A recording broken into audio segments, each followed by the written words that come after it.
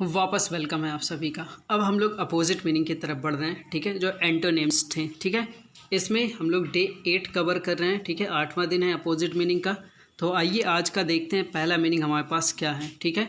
Despair, ठीक है। Despair का मतलब होता है निराश होना, ठीक है, निराशा।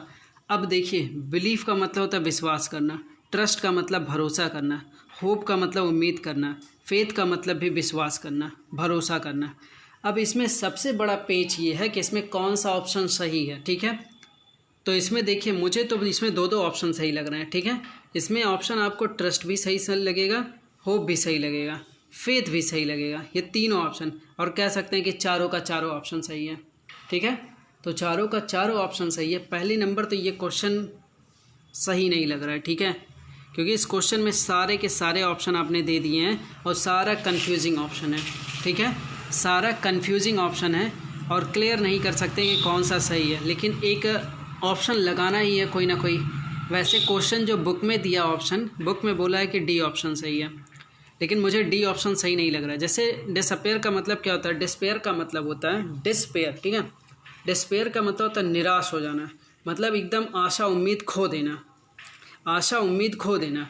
तो आप उसका अपोजिट अगर होप ऑप्शन रखें तो द बेस्ट रहेगा, ठीक है।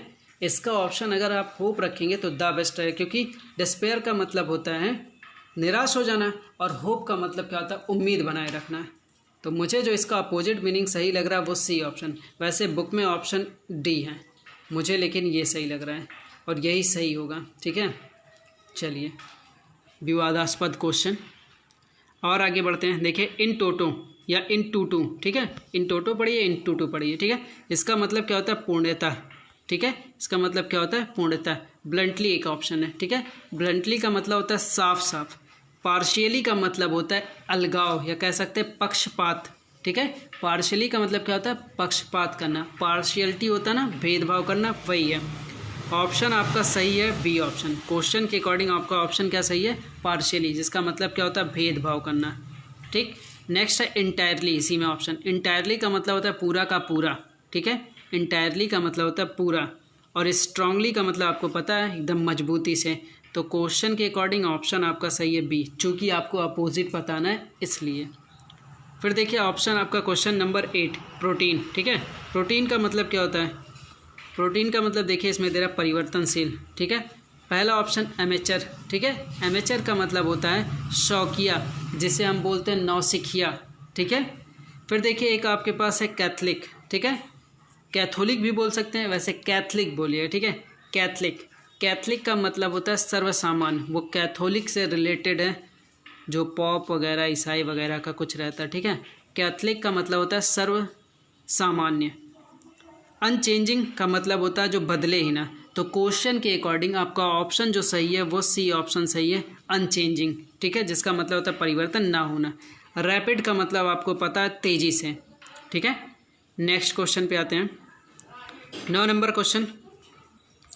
अब नेक्स्ट मीनिंग की तरफ चलते हैं।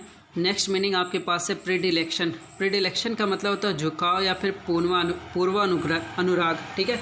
मतलब जो पुराने चीज़ों से जुड़ा हुआ हो उसको भी आप बोल सकते हैं, और झुकाव, एक तरीके का झुकाव आप बोल सकते हैं, किसी की साइड में झुकाव, ठीक है।